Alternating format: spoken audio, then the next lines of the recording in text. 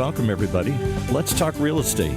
Your weekly BS with Barry Saywitz about the current commercial real estate market here in Southern California.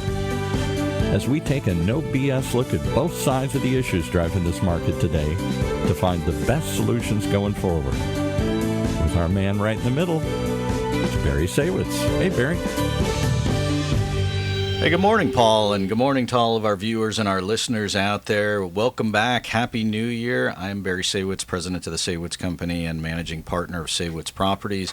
We have another year. We're going to do it again. Wipe the slate clean, start all over. Welcome back, and we're going to talk some more real estate. So I'm excited about today's show because we're going to talk about one of my favorite and least favorite topics at the same time, property management. It's the good, it's the bad, it's the ugly. I want to welcome to the show Bridget, Simon, and Tahnee Merideth from Boutique Property Management, headquartered here in Huntington Beach in Orange County. Ladies, welcome to the show. Thank you. Good morning. Yeah, so I appreciate you coming on the show. We have our own property management company. I joke when I say it's good and bad. Whether you like it or not, you got to do it. It is a fact of life. And there is a reason that people who own real estate have management companies. It's because they don't really like to interact with the folks and they don't like to do the day-to-day stuff. And they like to get the benefits of the return on their investment, but leave it to professionals to deal with the day-to-day aspects of things. And that's why you folks have a job, and that's why we do what we do. Welcome. I'm happy to delve in and talk about it. I want to go back a little bit, though, because the two of you came together. You both have a little bit diverse background. Bridget, let's start with you. Your background is in banking and on the mortgage side of things. And so let's rewind a little bit and talk about what you did in your former career and how that translated into what you're doing today. Thank you, Barry, for having me. I started as a loan processor account manager for retail and subprime loans. And so obviously there's a lot of compliance with that. And so I really enjoyed that and the deadline and the push. And so when I was introduced to property management in July 2010, I just knew this was going to be my niche. I had a great time. And the rules and regulations, the lease agreements, everything just fell in line to how it was like as a account manager, loan processing for mortgages. So I just knew I was going to have fun. And Tahnee, your background is, I don't want to call it the opposite end of the spectrum, but different aspect of the spectrum, right? On the Correct. Deal side of things, the transaction side of things. Talk about your previous role and how it works today. I started out as a real estate agent in 2002 and then moved into becoming a transaction coordinator. I owned a termite company with my ex-husband, so I learned the office aspect of stuff. When I moved to Orange County, I just landed a job randomly at the same company that Bridget started at in 2010. And it was just a niche. It's not for everybody. Yeah. And I fit in because you have to be a multitasker. And I loved that my days were never the same. And I think even all these years later, I'm still learning stuff every single day. Yeah. And so if we rewind to 2010, that is smack dab in the middle of the recession, right? So mortgage business, not good. Real estate business, not good. Almost everything not good. I remember it. I don't want to, but it was a bad period of time. What was the epiphany, if there was one, to come together and to go out on your own and do something at that point in time? We did not. Bridget and I actually met working at Irvine Property Management, and it was a husband and wife that owned it. Bridget was actually their first hire. I was their second hire, and we grew within that company. Bridget left a little bit sooner than I did. I think I stayed about 5 years longer. It sold to a corporation. And so with that, I didn't like it. I didn't like how they did things, but I learned a lot. So I actually got my broker's license to do my own thing, and Bridget called me 2 years later, and we hooked back up Gotcha. to start our own company. And what time? So that's what? 2019. So well past everything. Market's going good. Economy's good. Much better place. To add to that, when you're in a big corporation like that, they just don't have the customer service. And that's what I think that she was saying, going on your own. Being able to have our own opportunity to provide our customer service, our way of communicating with people, examples of being able to provide extra help for those homeowners, not just saying, okay, this is the estimate, this is we're moving forward. They have a say. You get more than one estimate. And so I think that being able to take care of our homeowners and held their hand in those processes is really important. And being in a big company where we came from, they just didn't give the customer service that we truly believe in. Yeah, and property management is you're dealing with the customer, whether it's the homeowner, the HOA owner, the resident, the tenant, whatever you want to call it. It's all of the above. And then people that have problems and questions, they want answers. Right? Yes, sir. And part of it is getting them the answers quickly so you don't waste your whole day and get them the information they need so they can move on, I think, right? Correct. All right, so you come together and you form Boutique Property Management, and the plan is what? It's we're going to go after the residential rental market, and that's really the core, and then it builds from that, or how did it go? We started out single family. When I was with the company, I did a lot of commercial, Airbnb, that type of stuff, but her and I started out single family, maybe a few apartment complexes. Randomly, we got a phone call from another property manager that I know in the industry, I want to say 2 or 3 years ago, and he had HOAs and he didn't want to do them anymore. And so he knew me and asked me to take them on. So we're like, okay, let's try it. So that's how we started the HOA division. It was an accident, but it's been a blessing at the same time because it does help to pay for our monthly bills as things are expensive, all the software and that type of thing. And it pays our employees. Yeah. It's been a challenge taking it on, but we are not scared of challenges. I sit on the boards of several HOAs because we own property in different places, and I find that some of the boards, it's smooth, it's seamless, and then others, everybody's arguing and drama, and that's part of the issue. And then the meetings, it's funny because when no one shows up to the meeting, you know you're doing a good job because the only people who usually show up are the people that come to complain, right? Yes, correct. There's a lot of that.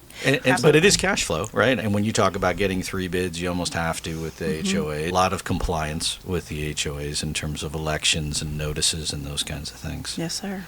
We've tried to stay on top of all of that stuff by joining NARPM. I don't know if you've heard of them, but the National Association of Property Managers. And then with the HOAs, CAI is huge. And Bridget and Jason just went to a big event in LA.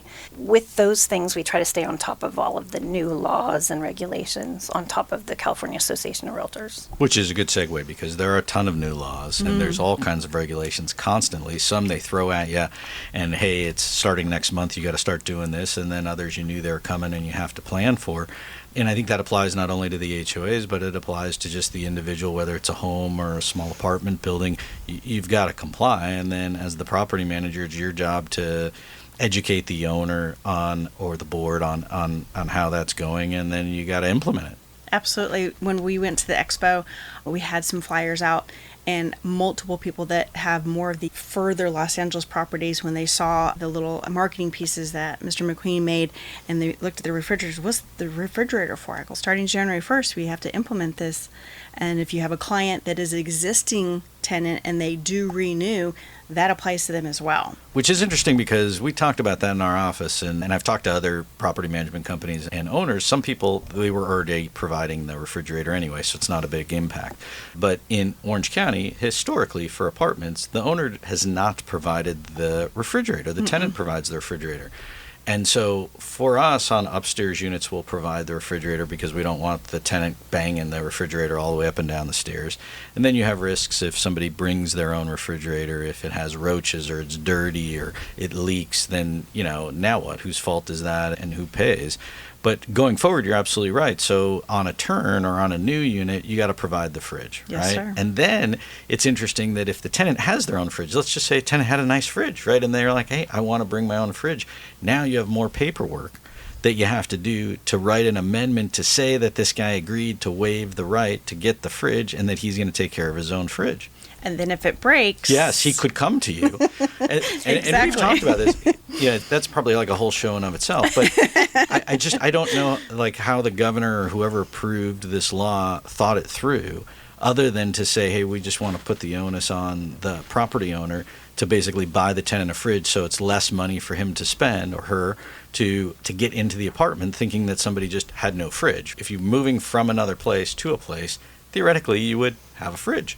Especially single family. Right. Now, and so in the past, you have property owners that would rent the fridge and say, hey, we'll either hook you up with a rental company, you deal with them, they'll rent you the fridge if you don't want to buy it or you don't have the money, or we have fridges, we'll buy it, we'll rent it to you, and it's $50 a month or $35 a month, whatever it winds up being, and then everybody's happy. But now that's all out the window. And what I find interesting, because this thing just took effect, somebody said to me, what are you going to do? And I said, I don't know. I'm waiting for a phone call from the fridge police to tell me that they want to come out and then they want to check to see who owns the fridge. Who checks that other than the tenant who gets some advice from an attorney or decides to be cute and says, hey, my lease is up. I want you to buy me a fridge. And then people don't think it through, because if I had to buy you a fridge, theoretically it would not be the same rent as if I did not have to buy you a fridge, right?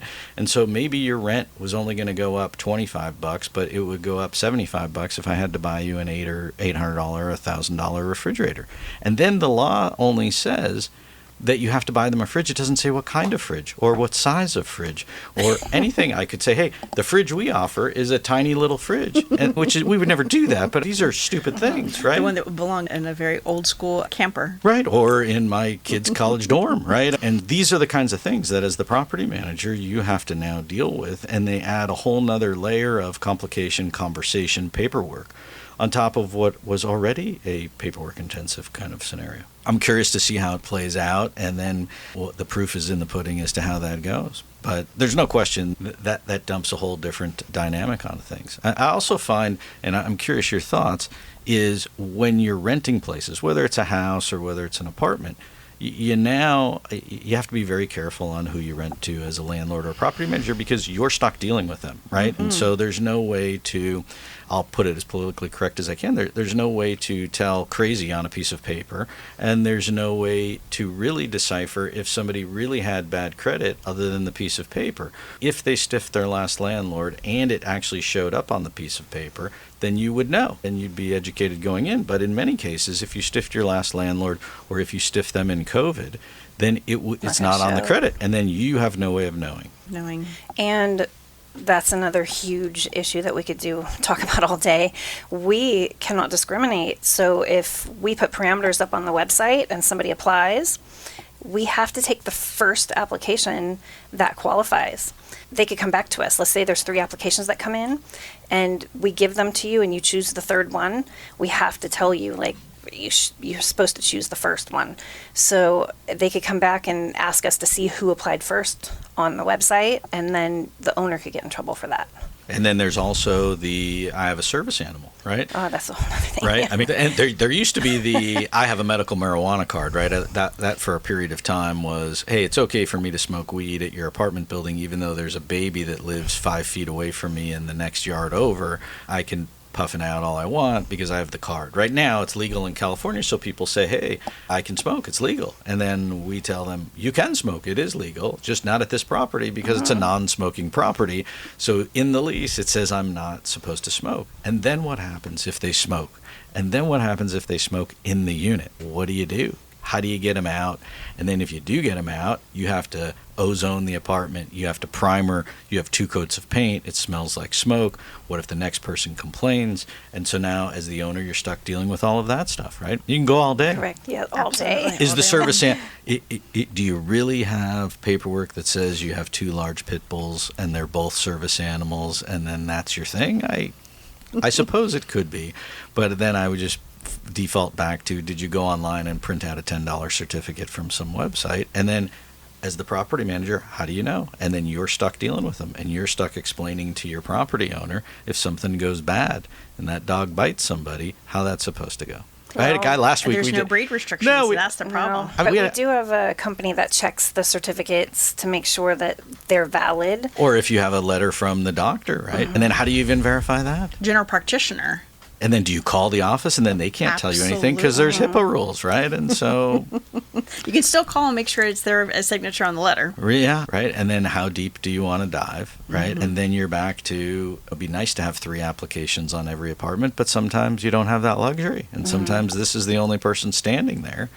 And then I got to make a gut call, right? What do? You can't judge a book by its cover. You do your very best to dot your I's and cross your T's and ask all the questions you can on the references. Yeah. Yeah, there's no question that with all of these regulations, it's very difficult and very tricky water. I guess the best advice I have to people out there is you got to try and make the best decision you can, and you do the best judge of character. And you can't judge a book by its cover or the color of somebody's skin, but it's also very difficult to judge it on a piece of paper these days.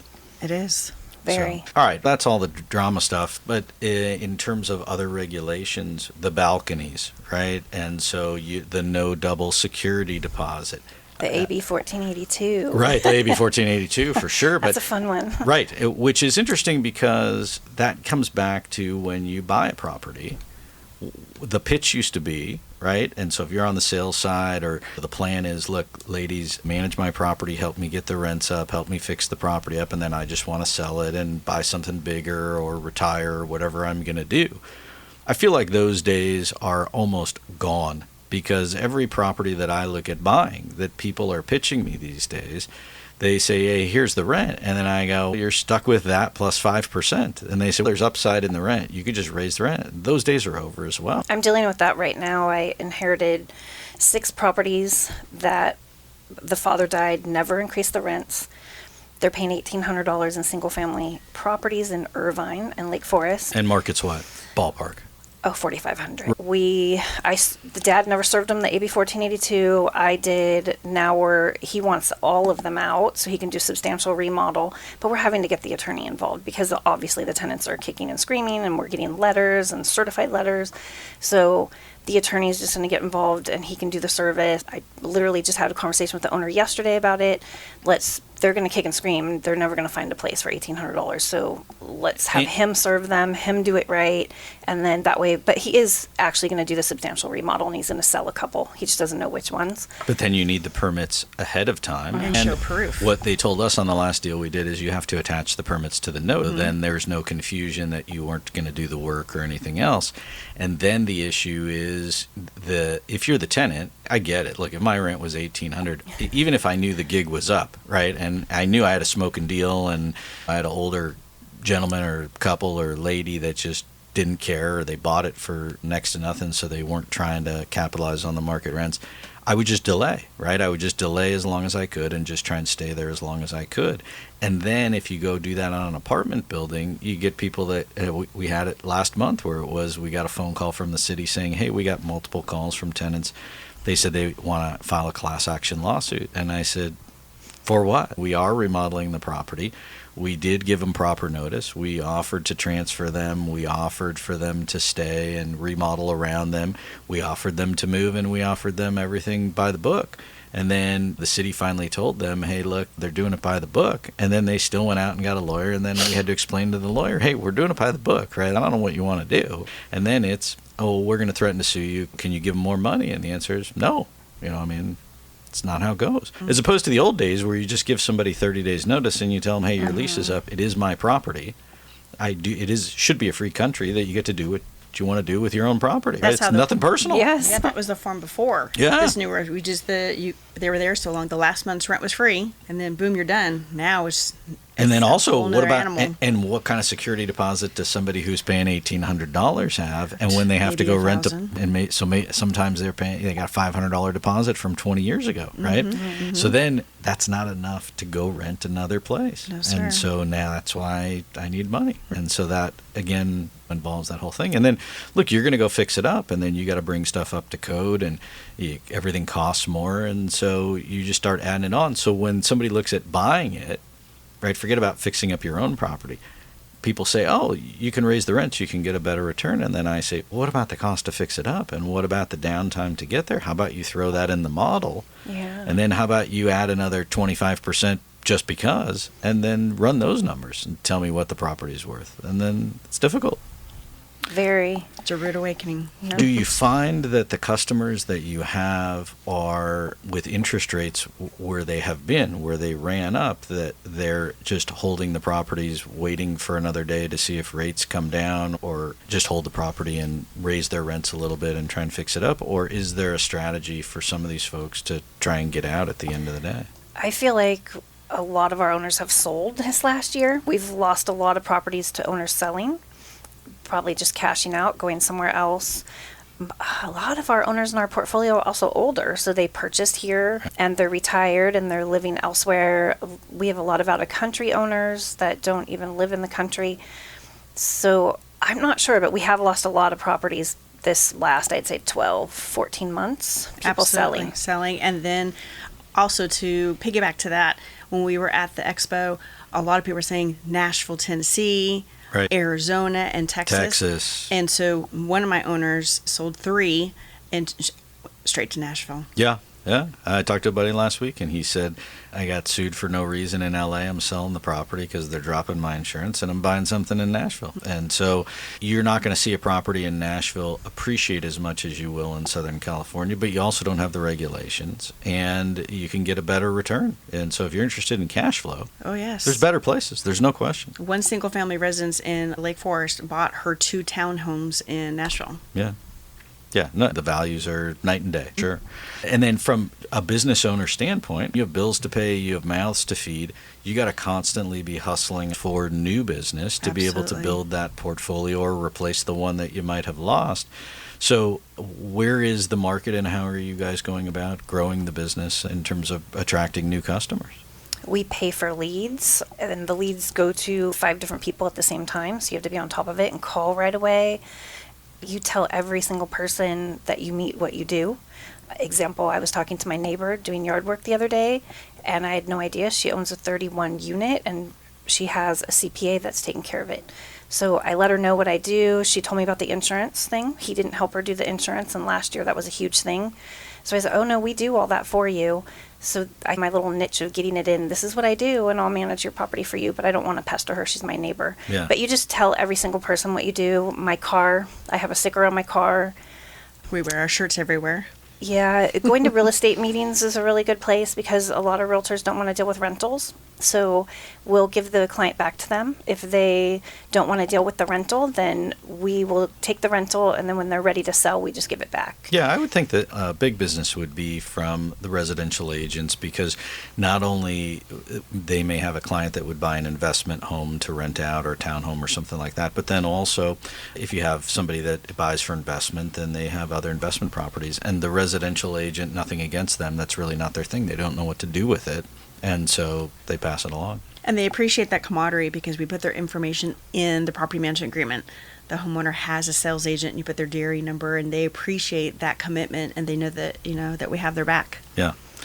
Yeah. Do you find that there's some education with regards to some of these owners that are less sophisticated or just maybe not knowledgeable about certainly the regulations, because it's hard to keep up, period, but then also things like insurance?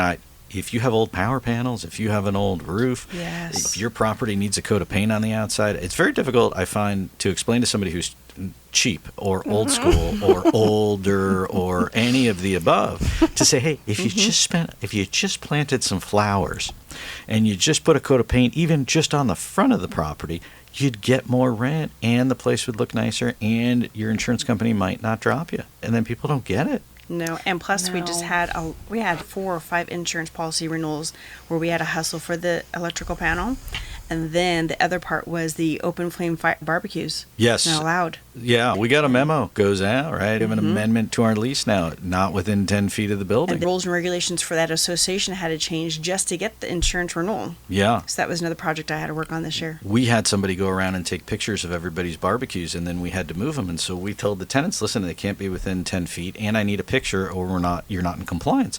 So everybody took the picture. I don't know where they moved it to, and I don't know what happened. But then the insurance companies, no dummies, they went back out 2 weeks later, and then some of the people had put their barbecue back, and then they're like, we're dropping you. I'm like, they were cleaning up. But these are the stupid kinds of things that I get it, but people are paranoid because you have fires or something burnt down. What about fire extinguishers? People go around and the inspector says, your fire extinguisher expires next month. I go, it's current now, isn't it? And they go, well, we want it renewed now. Really? We do all of that for the owners. They're all on a schedule. Yeah. So anything multi-building or the HOAs or commercial building, we take care of all of that. Or here's a good one, sticky tape for stairs. I am a big purchaser of the tape that goes on the stairs so you don't slip, right? We just bought 25 rolls of tape, and we're sending guys around every place that has tapes. Tenant says, hey, this is ugly tape, right? Why is it? Hey, it's not me, man. I don't want you to fall. Yeah. Right? That's a good idea. It's crazy stuff. Or we've added extra lights on the property because you don't want somebody to say, hey, it's dark and I slipped, right? These are all like crazy what if things that unfortunately cost the owner money, and then for the property manager, just another thing for you to have to go deal with every day. I like the part where you just added about the lights for the exterior. We just changed one for one of our small association, and we put LED ones. Yes, we do triple floods. And then people go, it's too bright. It's shining in my eye. Hey, pick your poison. Yep. Right? Yeah. We just redid them with one of our electricians, and one of the neighbors took out one of the bulbs that was by the driver area. And then I talked to the association president. She goes, absolutely not. Go and replace it with LED and put it up higher. So I called my vendor. Can you help me? Yep. Okay. Got it handled last week. And so it's nice that they have the ones, because you can't take the bulb out of the LED. It's a whole fixture. So it's nice to have this. Also saves you money on your bill at the end of the day. But all things that you never had to think about before. And so in terms of expansion for you, geographically, you'll do parts of LA, certainly Orange County, Riverside County. Yep. Yes. Bridget's from Riverside County, so she's very familiar with that area. I think she'd like to live a little bit closer and expand out in that area because it's cheaper to buy a house.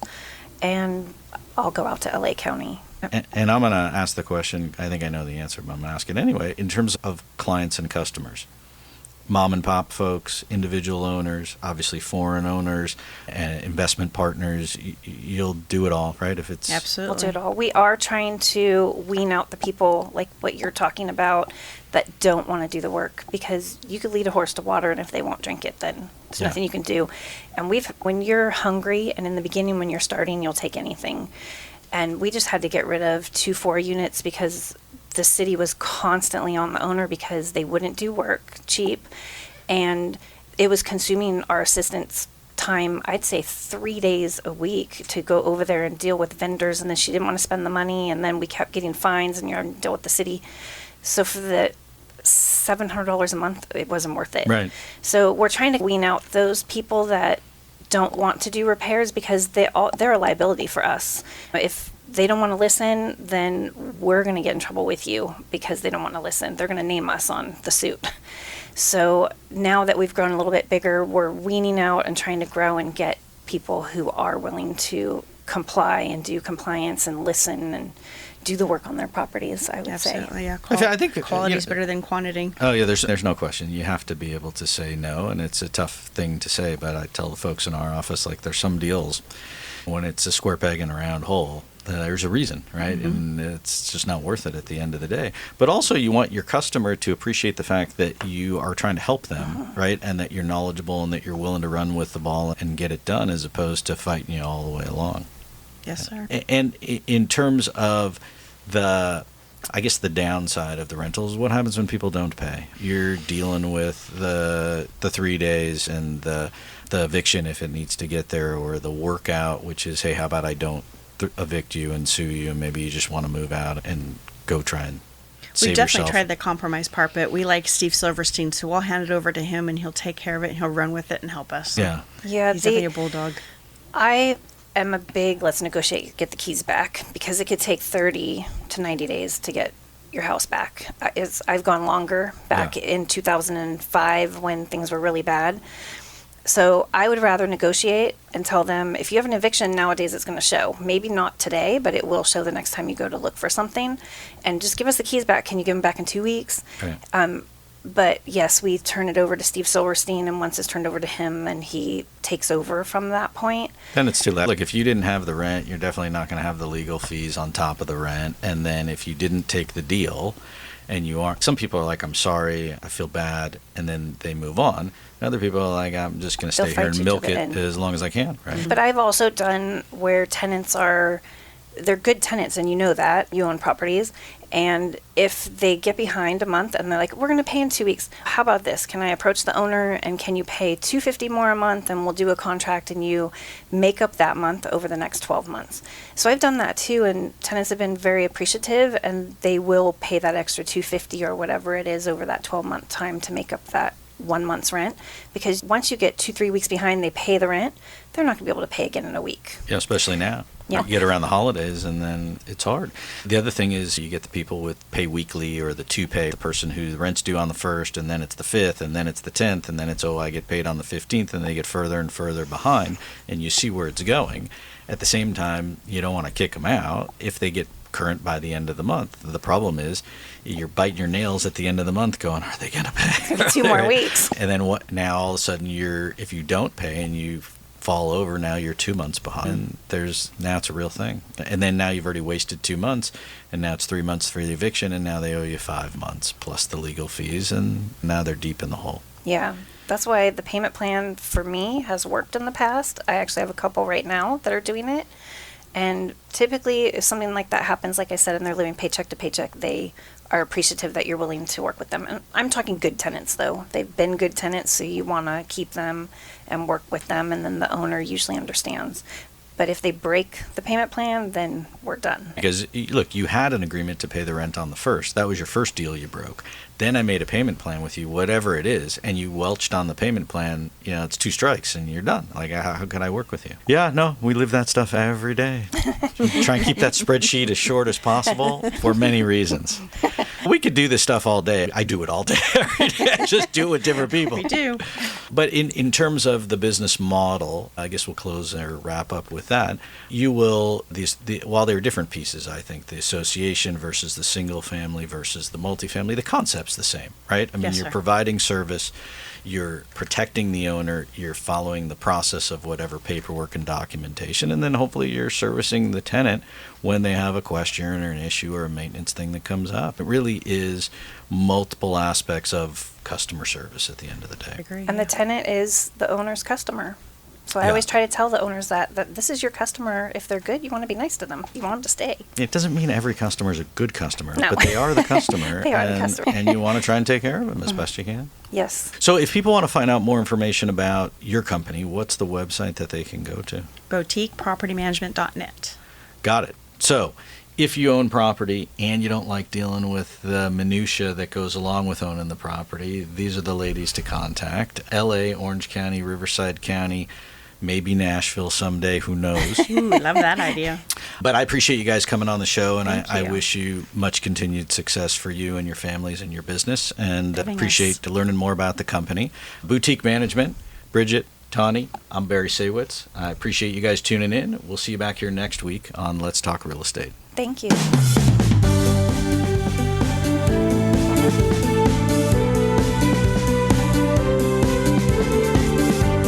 There you have it. You've been listening to Let's Talk Real Estate, your weekly BS with Barry Saywitz about the current state of the real commercial real estate market right here in Southern California.